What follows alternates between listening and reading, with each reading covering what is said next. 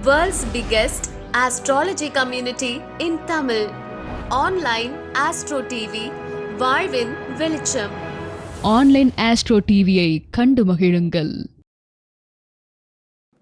அடுத்த பேச்சாளராக அவிநாசியை சேர்ந்த ஆசிரியர் மற்றும் ஜோதிட ஆசிரியர் பி கோவிந்தசாமி அவர்கள் எண்கணிதத்தில் விதியன் சொல்லும் ஜாதக பலன்.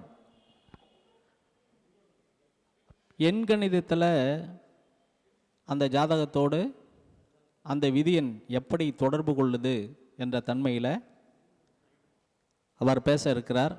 அவர் அந்த தலைப்பு பார்த்தீங்கன்னாவே ரொம்ப வித்தியாசமான தலைப்பாக இருக்குது.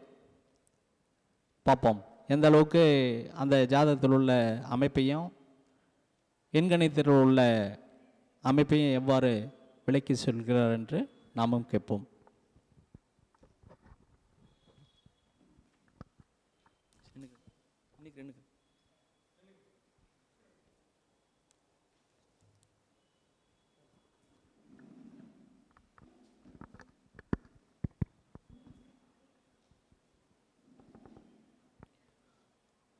அனைவருக்கும் வணக்கம்.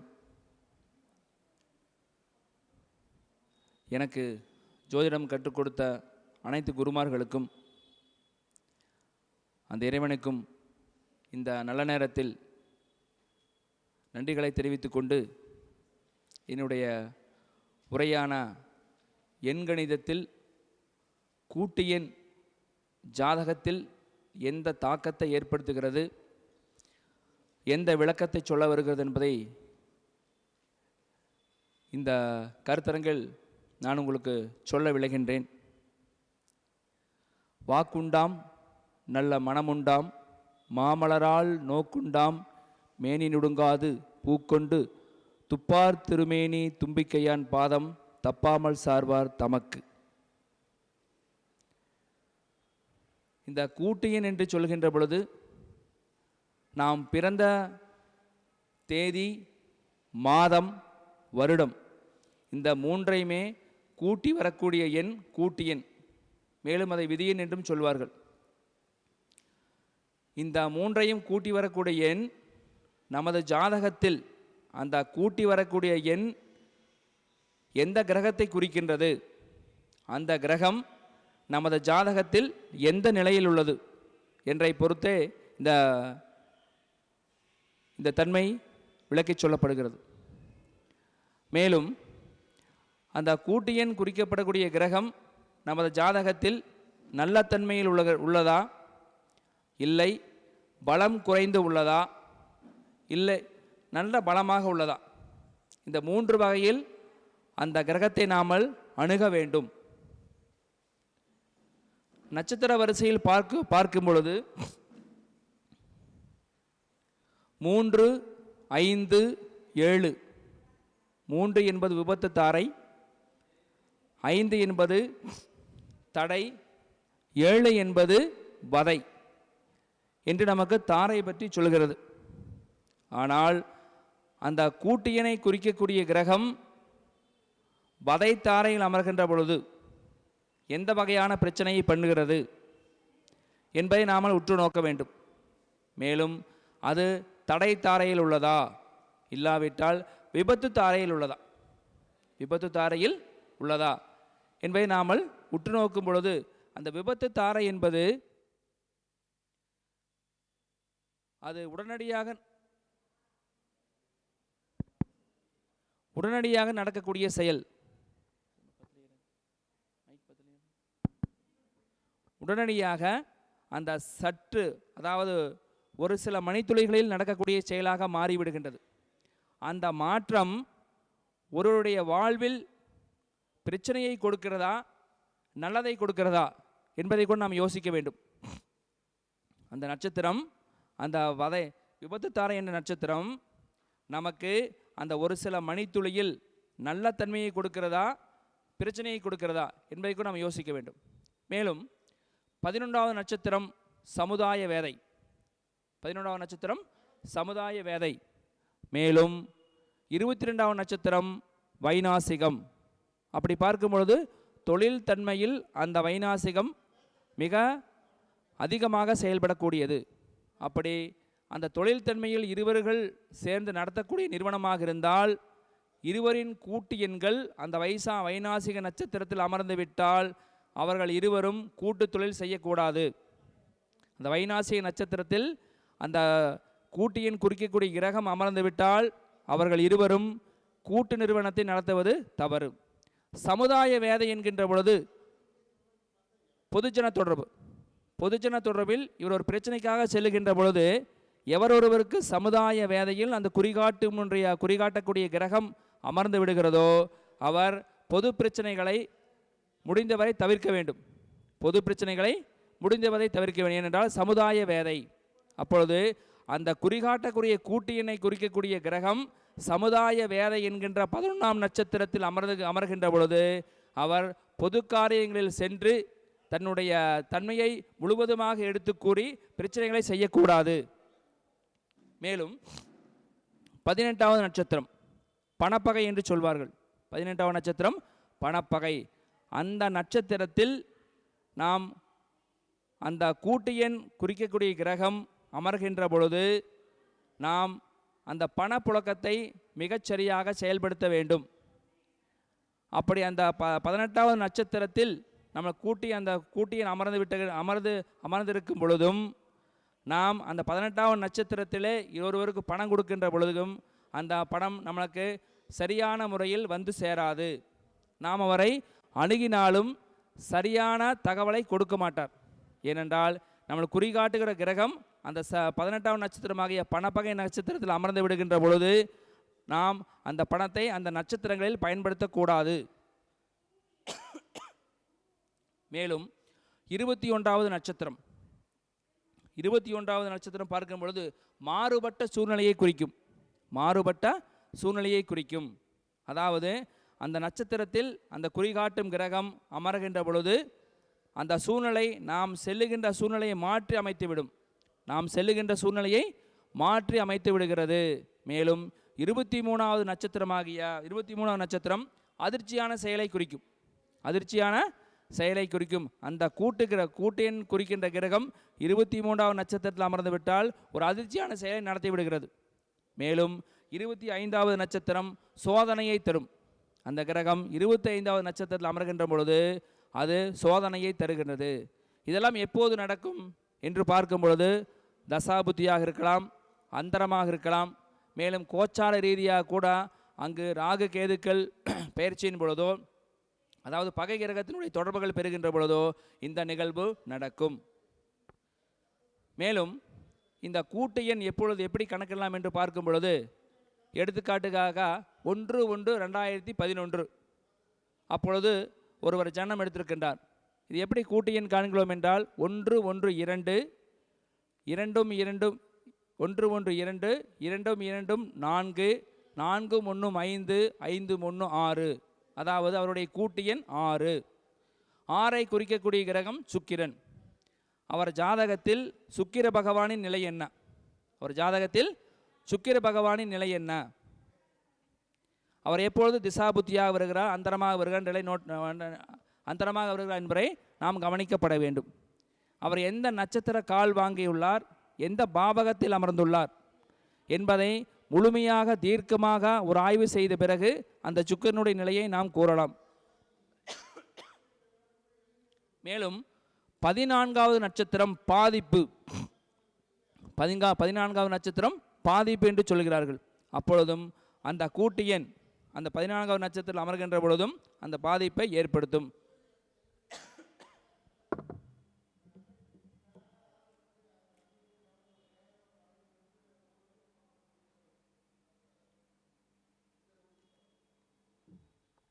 மேலும் 10வது நட்சத்திரம் கர்ம நட்சத்திரம் என்று சொல்வார்கள்.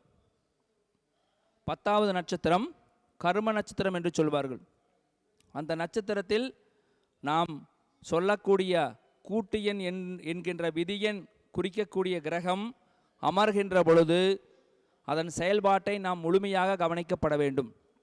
அந்த கர்ம நட்சத்திரத்தில் அமர்கின்ற பொழுது அந்த கிரகம் எந்த வகையான தன்மையை குறிக்கிறது, அப்பொழுது அந்த கர்ம நட்சத்திரம் நம்மை ஆள்கிறது. அந்த கர்ம நட்சத்திரம் நம்மை ஆள்கிறது. அப்படி அந்த கிரகம் அமையும் பொழுது பெரும்பாலும் அந்த கிரகம் சார்ந்த நிகழ்வுகள் நமக்கு பெரும்பாலும் அமைந்துவிடும்.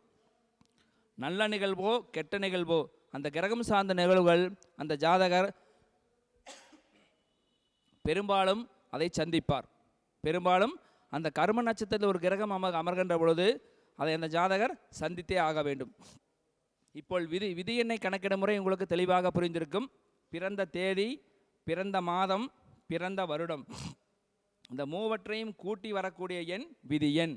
அந்த எண் எந்த கிரகத்தை குறிக்கிறது என்று பார்க்க வேண்டும். அந்த கிரகம் நமது ஜாதகத்தில் எவ்வாறு உள்ளது என்பதை நாம் அறிய வேண்டும்.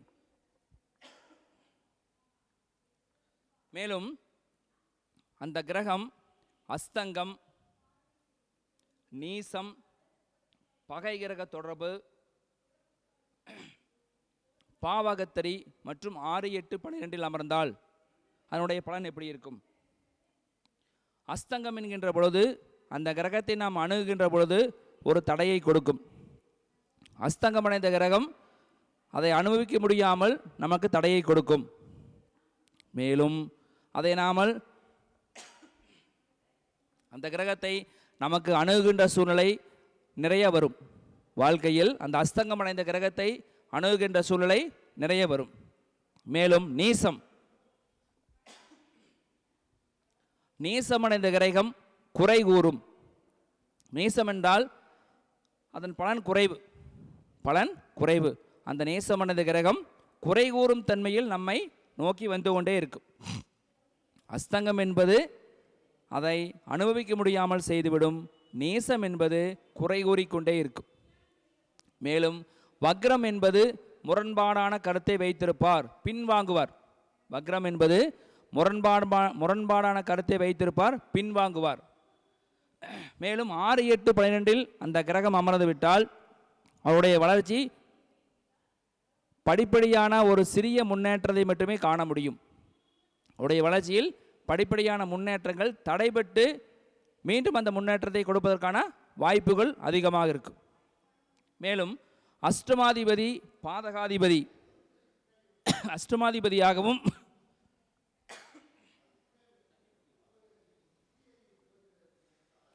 அஷ்டமாதிபதியாகவும் பாதகாதிபதியாகவும் அந்த கூட்டு கிரகம் வந்துவிட்டால் அது எவ்வாறு செயல்படும் என்று பார்க்கும் பொழுது, அஷ்டமாதிபதியாக இருந்தால் அந்த கிரகத்திடம் ஆசையை குறைத்து கொள்ள வேண்டும்.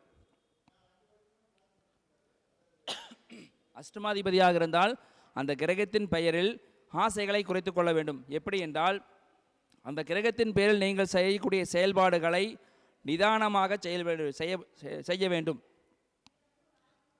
அது எவ்வாறு செயல்படுகின்றதை முதலில் பார்த்து அதற்கு தகுந்தால் போல் உங்களுடைய எஃபெக்டை போட வேண்டும். பாதகாதிபதியாக இருக்கும் பொழுது அந்த கிரகம் உங்களுடைய திட்டமிடுதல் சரியாக இருக்க வேண்டும். பாதகாதிபதியாக இருக்கின்ற பொழுது உங்கள் திட்டமிடுதல் மிகச்சரியாக இருக்க வேண்டும். ஏனென்றால் பாதகாதிபதி எவ்வாறு செயல்படுவார் என்று நமக்கு தெரியும். 2 ஆதிபத்தியங்களை வாங்குகின்ற பொழுது ஒரு ஆதிபத்தியத்துக்கு நல்லதையும் இன்னொரு ஆதிபத்தியத்திற்கு கெடுதலையும் செய்து விடுவார். அப்பொழுது உங்களுடைய திட்டமிடுதல் மிகச்சரியாக இருக்க வேண்டும். மேலும் அந்த குறிகாட்டுகின்ற கூட்டு கிரகம் சொல்லுகின்ற தன்மையை பார்க்கும் பொழுது அந்த கிரகம் அவயோகி நட்சத்திரத்திலோ திதிசூனியத்திலோ மற்றும் பாதகத்தில் போய் அமர்ந்து விட்டாலோ மற்றும் காரகோ பாவகநாசி அடைந்து விட்டாலோ அந்த தன்மை எவ்வாறு இருக்கு என்று பார்க்கும் பொழுது, அவயோகி நட்சத்திரம் என்பது அந்த நட்சத்திரத்தில் அமைந்த கிரகம் நமக்கு, அதாவது அவயோகி பெரும்பாலும் எவ்வாறு சப்போர்ட் பண்ணுகிறார் என்று முதலில் தெரிந்து கொள்ள வேண்டும். அந்த அவயோகி நட்சத்திரம் ஒரு செயலை செய்யவிட்டு இறுதியில் கூட அந்த அவயோகத்தை காட்டலாம். இல்லை என்றால் முதலில் கூட அந்த அவயோகத்தை காட்டிவிடலாம். அப்பொழுது அந்த தன்மை எவ்வாறு இருக்கிறது, அந்த நட்சத்திரம் எப்படி செயல்படுகிறது, அந்த காரகம் எப்படி செயல்படுகிறது முதலில் நாம் தீர்க்கமாக யோசிக்க வேண்டும். மேலும் திதிசூனியத்தில் அது அமர்ந்து விட்டால் அது 2 ஆதிபத்தியம் வாங்கியிருந்தால் ஒன்றை மறுத்து ஒன்றை கொடுக்கும். திதிசூனியம் என்பது ஒன்றை மறுத்து ஒன்றை கொடுக்கிறது. அப்பொழுது அந்த 2 ஆதிபத்தியத்தில் எது கொடுக்கும் என்பது நமக்கு அறிய முடியாத நிலையும் கூட ஏற்படலாம். அப்பொழுது அந்த சாரம் எப்படி இருக்கிறது, சாரநாதன் எப்படி இருக்கின்றான் என்ற தன்மையும் நாம் அதை யோசிக்க வேண்டும். மேலும் பாதகத்தில் போய் அமர்ந்து விடுதல், அப்படி அந்த கிரகம் பாதகத்தில் அமர்ந்து திசாபுத்தியாக வருகின்ற பொழுது அந்த காலகட்டங்களில் நம்முடைய புதிய செயல்பாடுகளை நிறுத்திக் கொள்ளுதல் நல்லது. மேலும் காரகோ பாவக நாஸ்தி, அப்படி காரகோ பாவநாஸ்தி என்பது அந்த பாவகத்தில் சொந்த கிரகம் அமர்ந்தால் காரகோ பாவநாசி என்று சொல்கிறார்கள். அப்படி அந்த கிரகம் ஆட்சி உச்சம் பெற்றிருந்தால் அந்த காரகோ பாவநாசி செய்வதில்லை. ஆட்சி உச்சம் பெற்றிருக்கின்ற பொழுது அந்த கிரகம் வலுவாக இருப்பதால் காரகோ பாவநாசியை செய்து விடுவதில்லை. மேலும் அந்த கிரகத்துடன் இணைந்த கிரகங்கள்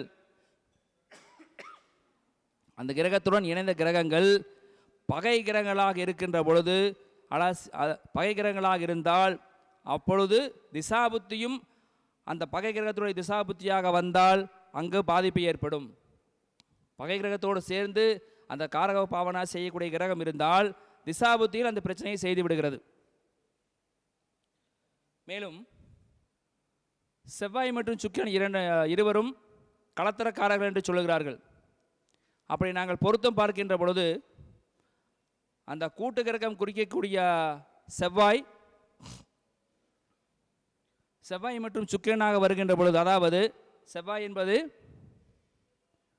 9, செவ்வாயை குறிக்கக்கூடிய எண் 9, சுக்கிரனை குறிக்கக்கூடிய எண் 6, இருவரும் பிறந்த தேதி மற்றும் வருடங்களை கூட்டி வந்த கூட்டு எண் 6, இன்னொருவருக்கு 8ஆக வருகின்ற பொழுது அந்த இருவரும் அந்த செவ்வாயும் சுக்கிரனும் ஜாதகத்தில் எவ்வாறு உள்ளார்கள், ராகு கேதுவோடு நெருங்கி உள்ளார்களா இல்லை சனியோடு நெருங்கி உள்ளார்களா என்ற தன்மையும் அங்கு ஆராயப்பட வேண்டும்.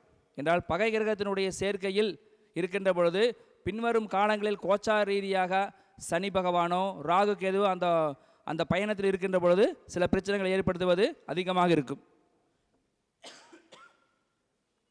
மேலும் கூட்டு எண் கேது, கூட்டு எண் ராகு, அப்படி பார்க்கின்ற பொழுது 13, எடுத்துக்காட்டுக்காக 13/6/1983 இதனுடைய கூட்டு எண் 4, இதனுடைய கூட்டு எண் 4 ராகு. அந்த ராகு அந்த ஜாதகத்திற்கு லக்னத்தில் உள்ளது, அந்த ஜாதகத்திற்கு லக்னத்தில் உள்ளது. பார்க்க போனால் அந்த ராகு மல்டிபிள் திங்கிங் கொடுப்பார், அதாவது பல துறையில் வெற்றிகளை கொடுப்பார். அப்படி பார்க்கும் அந்த ஜாதகர் மல்டிபிள் திங்கிங்காக செயல்படுவார், அதாவது ஒரே தருணத்தில் பல வேலையை செய்யக்கூடிய நபராக இருப்பார். அப்படி அந்த ராகு லக்னத்தில் அமர்ந்திருக்கிறது, அவருடைய கூட்டு எண் 4. மேலும்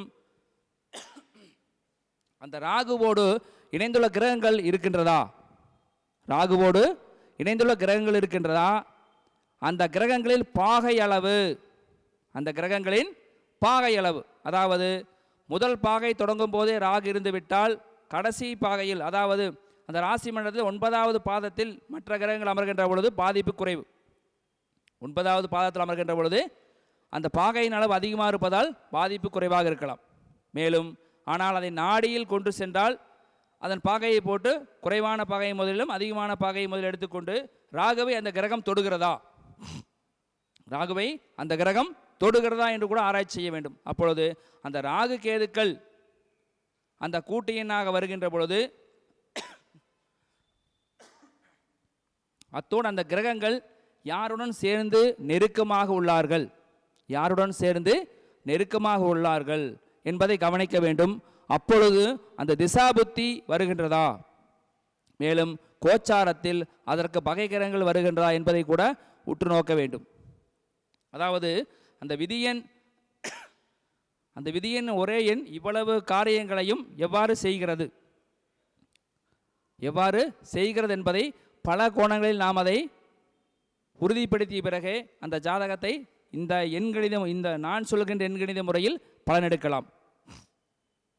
மேலும் அதிக பாகை வாங்கிய கிரகம், குறைந்த பாகை வாங்கிய கிரகம் என்ற தன்மையில் பார்க்கும் பொழுது நாம் அவருடைய பிறந்த தேதி, மாதம், வருடத்தை கூட்டி 4 என்று வருகின்ற பொழுது அது ராகு, அது உங்களுக்கு அதிக பாகை பெற்றிருந்தால் எவ்வாறு செயல்படும், குறைந்த பாகை பெற்றிருந்தால் எவ்வாறு செயல்படும்? அதிக பாகை பெற்ற கிரகமே நமக்கு நன்மையை செய்யும். அதிக பாகையை பெற்ற கிரகமே நமக்கு நன்மையை செய்யும். குறைந்த பாகையை பெற்ற கிரகம் நன்மையை அதிகமாக செய்வதில்லை. அது பொதுவாக நமக்கு வருத்தத்தை கொடுக்கிறது. ஆனால் நாம் குறைந்த பாகையை பெற்ற கிரகத்தை தேடி ஓடுகின்றோம். அதிக பாகையை பெற்ற கிரகம் நமக்கு நன்மையை தட்டில் வைத்துக்கொண்டு நம்மிடம் கையேந்தி நிற்கின்றது. ஆனால் நாம் அதை தவிர்த்துவிட்டு குறைந்த பாகை இருக்கக்கூடிய கிரகத்தை நோக்கி செல்கின்றோம். அப்படி இந்த கூட்டு எண் அதிக பாகை பெற்ற கிரகமாக இருந்தால் நமக்கு நன்மையை செய்யும். அதனுடைய காரகத்துவத்தையும் அதனுடைய பாவகத்துவத்தையும் நாம் அதிகமாக செய்யலாம். அதனுடைய வழிபாடுகளை கூட நாம் முன்னெடுத்து செய்வதன் மூலமாக வாழ்க்கையில் வெற்றிகளை தர முடியும். இப்பொழுது இந்த தன்மையில் எல்லாம் அந்த கூட்டு கிரகம் அமர்ந்து பல செயல்பாடுகளை ஜாதகத்தில் சொல்கிறது. சில எடுத்துக்காட்டான ஜாதகத்தை பார்ப்போம்.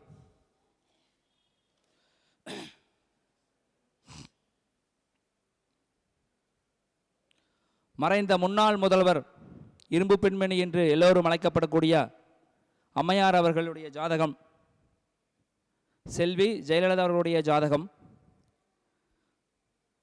அவருக்கு பார்க்கும் பொழுது 24/2/1948 இதற்கு கூட்டுத்தொகையாக 3 வருகிறது. கூட்டுத்தொகையாக 3 வருகிறது. 3ஐ குறிக்கக்கூடிய கிரகம் குரு. 3ஐ குறிக்கக்கூடிய கிரகம் குரு. இவருக்கு அந்த குரு பகவான் 7ஆம் இடத்தில் ஆட்சி பெற்றுள்ளார். குரு பகவான் 7ஆம் இடத்தில் ஆட்சி பெற்று மூல நட்சத்திரத்தில் உள்ளார். மூல நட்சத்திரத்தில் உள்ளார். அந்த இவர் மிதுன லக்னம். மிதுன லக்னத்திற்கு 7ஆம் அதிபதி பாதகாதிபதியும் அவரே, 7ஆம் அதிபதியும் அவரே, 10ஆம் அதிபதியும் அவரே. 10ஆம் அதிபதியும் அவரே. அவர் வாங்கிய சாரம் மூல நட்சத்திரம். இந்த மூல நட்சத்திரத்தை பற்றி சொல்கின்ற பொழுது மூல நட்சத்திரத்தில் அவதரித்தவர்கள் அனுமன், விவேகானந்தர், ராவணன். இந்த மூவருக்கும் நிறைய வேறுபாடுகள் உண்டு, நமக்கு அனைவரும் அறிந்ததே. மேலும் இந்த மூல நட்சத்திரத்தில், அதாவது இவருக்கு 10வது நட்சத்திரமாக வருகிறது, அம்மையார் அவர்களுக்கு 10வது நட்சத்திரமாக வருகிறது, கர்ம நட்சத்திரமாக வருகிறது. அதனால் அந்த நட்சத்திரத்தினுடைய தாக்கம் இவருக்கு அதிகம். அந்த நட்சத்திரத்தினுடைய தாக்கம் மிக அதிகம்.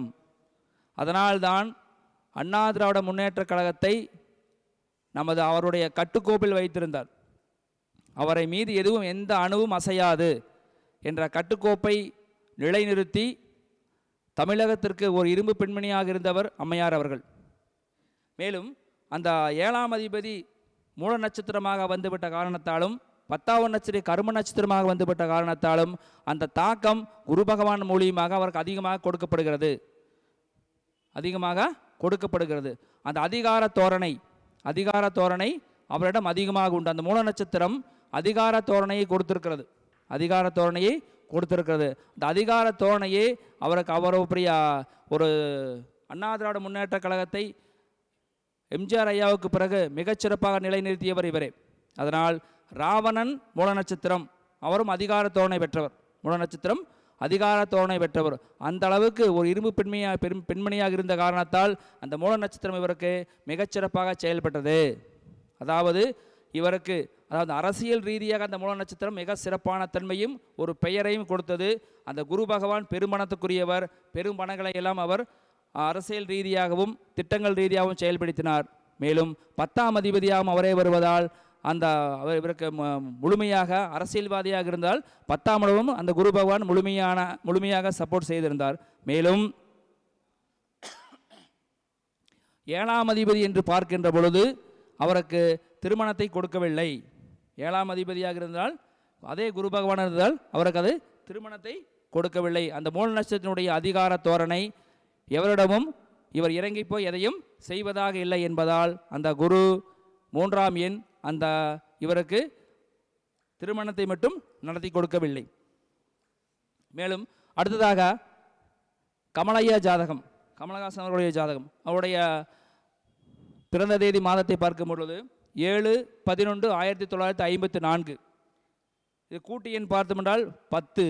அதாவது ஒன்று சூரியனை குறிக்கக்கூடிய நட்சத்திரம். இவருக்கு சிம்ம லக்னம். அந்த சூரியன் இவருக்கு துலாத்தில் நீசம் பெறுகின்றார். லக்னாதிபதி துலாத்தில் நீசம் பெறுகின்ற பொழுது அந்த நீச கிரகம் ஒரு குறையை கூறும். மேலும் 7ஆம் அதிபதியாக சனி பகவான் துலாத்தில் இருக்கின்றார். 11ஆம் அதிபதியாக புதன் பகவானும் துலாத்தில் இருக்கின்றார். மேலும் சனி பகவானும் செவ்வாய் பகவானும் பரிவர்த்தனை. அந்த நீச சூரியன் அந்த பரிவர்த்தனையில் செவ்வாய் பகவானை அஸ்தங்கம் செய்கிறது. சனி பகவான் அஸ்தங்கத்திலிருந்து விலகிச் செல்கின்றார். அப்பொழுது 9 மற்றும் 7ஆம் அதிபதியாக முதல் மற்றும் 2ஆம் மனைவிகள் அஸ்தங்கமாக என்ற காரணத்தால் இவருக்கு அந்த திருமண வாழ்க்கையில் பிடிப்புகள் குறைந்து விட்டது. லக்னாதிபதி 3ஆம் இடத்தில் நீசமடைகின்ற காரணத்தாலும் அவர் 2 கிரகங்களை அஸ்தங்கமடைவிட்ட காரணத்தாலும் முதல் மனைவி 7, 2ஆம் மனைவி 9 அந்த தன்மையை அஸ்தங்கமடைய செய்ததால் இவருக்கு திருமண வாழ்க்கையில் பிடிப்பில்லை. இதற்கு அந்த காரணம் சூரியன் அவர் நேசமாக இருக்கின்ற காரணத்தால் அரசியலில் கூட ஈடுபட்டிருக்கின்றார். மெதுவான வளர்ச்சியை கண்டுகொண்டு வருகிறார். மேலும் கலைஞரையா ஜாதகம் 3/6/1924 கூட்டு எண் 7 என்றால் கேது. அவருக்கு கேது 8இல் உள்ளது. கேது என்றால் ஞானம், கேது என்றால் எழுத்து. அவர் திருக்குறள், தொல்காப்பியம் போன்றவற்கெல்லாம் முறை எழுதியுள்ளார். அவர் எழுத்தை பற்றி நாம் சொல்வதற்கான அவர் எழுத்தை பற்றி சொல்கின்ற பொழுது நிறையாக சொல்லலாம். அவர் எழுதாத தொடாத ஒரு துறையே இல்லை. 4 மணிக்கு அதிகாலையில் அந்த கோபாலபுரத்தில் 4 மணிக்கு விழித்து கொண்டிருக்கிறவருடைய வீடு கலைஞரையா வீடு மட்டுமே. அப்பொழுது அவர் செய்தித்தாள்களையும் துணுக்குகளையும் எழுதி கொண்டே இருப்பார். எழுத்தை அவருக்கு இந்த கேது கொடுத்தது. மேலும் ஞானம், சிறுவயதில் ஞானத்தை கொடுத்தது கேது. அந்த 7ஆம் எண் இவருக்கு ஞானத்தையும் எழுத்தையும் கொடுத்தது. அதன் மூலியமாகவே இவர் அரசியலுக்கு வந்தும் திரைப்படத்துறைக்கு வந்தும் நிறைய சாதனைகள் செய்துள்ளார். மேலும் அந்த கேது 8ஆம் இடத்திலிருந்து 2ஆம் இடத்தை பார்ப்பதால் திருமணத்தில் 2-3 திருமணங்கள் ஏற்படுத்தியது. அந்த கேது பகவான் ஞானத்தையும் எழுத்தையும் கொடுத்த கேது பகவானே 2ஆம் இடத்தை பார்ப்பதால் அந்த குடும்பஸ்தானத்தில் சில பிரச்சனைகளை கொடுத்திருக்கிறார். மேலும் ரஜினி ஐயா ஜாதகம் 12/12/1950 திருவோண நட்சத்திரம் 12/12/1950 கூட்டி வருகின்ற தொகையில் குறிக்கப்படக்கூடிய கிரகம்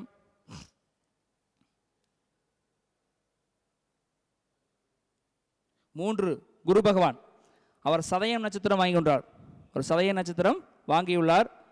திருவோணம், அவிட்டம், சதயம் விபத்து தாரை. திருவோணம், அவிட்டம், சதயம் விபத்து தாரை. அதை எதேர்ச்சியாக பாலச்சந்திர ஐயாவை சந்தித்ததன் காரணமாக அவர் இன்று சூப்பர் ஸ்டாராக உள்ளார். சதயம் என்பது 100. அவருடைய படங்கள் 100 நாட்களை தாண்டி ஓடிய படங்கள் அதிகம். அந்த குரு என்ற கிரகம் நல்ல வழிகாட்டியை தேர்ந்தெடுத்து கொடுத்தது. நல்ல வழிகாட்டியை பாலச்சந்திர ஐயா மூலமாக நல்ல வழிகாட்டியை அவராகவே இருந்தார். மேலும் அவருக்கு ராகவேந்திரர், பாபா போன்ற வழிகாட்டிகள் அவருக்கு அதிகம். மேலும் தேதி, வருடம் மற்றும் மாதம் இந்த மூன்றையும் கூட்டி வரக்கூடிய எண் இந்த தன்மையிலெல்லாம் எப்படி அமைகிறது. யோகியாக அமர்ந்தால் அந்த கிரகம் நமக்கு முழுமையாக துணை புரியும். ஆனால் அந்த கிரகங்களுடன் பகை கிரகங்கள் சேர்க்கை பெறக்கூடாது. நீசம், அஸ்தங்கம், காரகோ பாவநாஸ்தி, பாவகர்த்திரி போன்ற தன்மைகள் இல்லாமல் அமையும் பொழுது அந்த ஜாதகம் சிறப்பாக இருக்கும். மேலும் கேது வைத்து ஒரு ஜாதகம் நான் பார்த்ததில் 2 தம்பதிகளுக்கும் கூட்டு எண் கேது 7. அந்த பெண்ணோட ஜாதகத்தில் செவ்வாய் கேது சேர்க்கை. இந்த ஆணோட ஜாதகத்தில் சுக்கிரனும் செவ்வாய்க்கும் இடையே கேது, பாபகர்த்திரி தோஷம். இப்படி இருக்கும் பொழுது இருவருக்கும் முரண்பாடான கருத்துக்கள் அதிகம். இருவரும் அதிகமாக பேசிக்கொள்வதே இல்லை. மேலும் ஒரு துலா லக்ன ஜாதகம் 11ஆம் அதிபதியாக சூரிய பகவான் லக்னத்தில் நீசம். அவர் பாதகாதிபதியாக இருப்பதால் பிரச்சனைகளை குறைவென்று சொல்லலாம். அவரே உச்சம் பெற்றுவிட்டால் பிரச்சனை அதிகம். நீ ஆட்சி பெற்றுவிட்டாலும் பிரச்சனை அதிகம் என்று சொல்கிறோம். அந்த சூரிய பகவான் லக்னத்தில் நேசமானது காரணத்தால் அந்த ஜாதகர் இன்னும் வருமானத்தை ஈட்ட முடியவில்லை. 40-45 வயதை கடந்துவிட்டால் சரியான முறையில் வருமானத்தை ஈட்ட முடியவில்லை. வருமானக்காரகன் சூரியனே, வருமானக்காரகன் சூரியனே. அப்பொழுது அப்படியே சூரியன் வருமானக்காரனாக வந்து லக்னத்தில் நேசமாகின்ற பொழுது அவருக்கு தேவையான வருமானத்தை ஈட்ட முடியவில்லை. மேலும் அவருக்கு 2ஆம் இடமும் பலம் குறைவு. அப்படி பார்க்கும் பொழுது அந்த சூரியன் வருமானத்தை ஈட்டி கொடுக்க முடியவில்லை. இப்படி அந்த எண்ணினுடைய சிறப்புகளையும் அதனுடைய தன்மைகளையும் நாம் உற்று நோக்கி ஆராய்ந்த பிறகு அந்த எண் என்ன சொல்ல வருகிறது என்பதை நாம் தெளிவாக புரிந்து கொள்ளலாம். நன்றி. என்னுடைய அலைபேசி எண்கள் 638537570. நன்றி. கோவிந்தசாமி ஆசிரியர் அவர்கள் எண்கணிதத்தில் உள்ள அமைப்பையும் அதை ஜாதகத்தோடு திதி, சூனியம், யோகி, அவயோகி, முடக்க மட்டும் விட்டுட்டார். நானும் பார்த்துக்கிட்டே இருந்தேன். அதில் முடக்கில் விட்டார்.